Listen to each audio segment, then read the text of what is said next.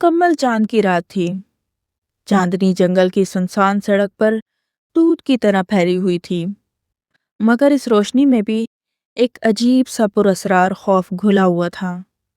درختوں کی لمبی سیاہ شاخیں زمین پر ایسے سائے بنا رہی تھی جیسے خاموش بھوت پہرا دے رہے ہوں۔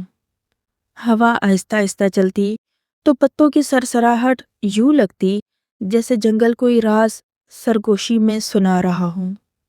ندیم دن بھر کے کام کاج کے بعد اسی سنسان راستے سے گھر لوٹ رہا تھا۔ اس کے قدم تھکے ہوئے تھے اور دل میں ایک پرانی کسک جاگ رہی تھی۔ اچانک وہ سڑک کے کنارے ایک پتھر پر بیٹھ گیا۔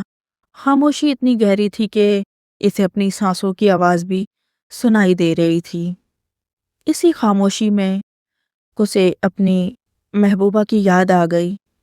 وہی چہرہ، وہی مسکراہٹ، وہی آنکھیں جن میں کبھی اس کے لیے دنیا بھر کی محبت ہوا کرتی تھی۔ یادوں کا بوجھ اتنا گہرا تھا کہ اس کی آنکھوں سے بے اختیار ایک تو آنسو ٹپک پڑے۔ چاندنی رات میں وہ آنسو ایسے چمک رہے تھے جیسے کسی ٹوٹے ہوئے ستارے کے ٹکڑے زمین پر گر گئے ہوں۔ ہوا اچانک تھوڑی تیز ہوئی، درختوں کے سائے ہلنے لگے۔ اسی لمحے ندیم کو محسوس ہوا جیسے سڑک کے دوسری طرف سے کوئی کھڑا اسے دیکھ رہا ہے۔ وہ چونک کر اٹھا۔ چاندنی میں ایک لڑکی کی دھندلی سی پرچھائی اسے نظر آئی۔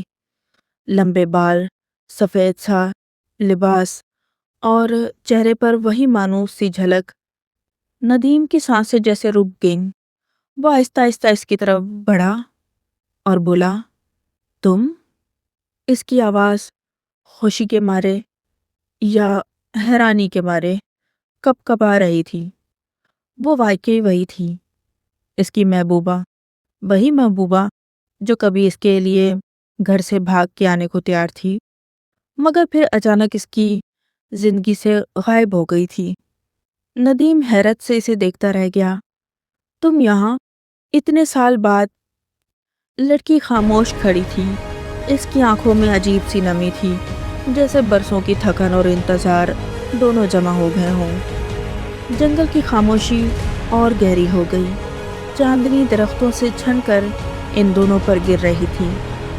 ایک لمحے کو یوں لگا جیسے وقت رک سا گیا ہو، مگر اسی لمحے ندیم کے دل میں ایک عجیب سا خوف بھی جاگا، کیونکہ اسے یاد آیا کہ اس کی محبوبہ تو برسوں پہلے اس شہر کو چھوڑ کر کہیں دور چلی گئی تھی۔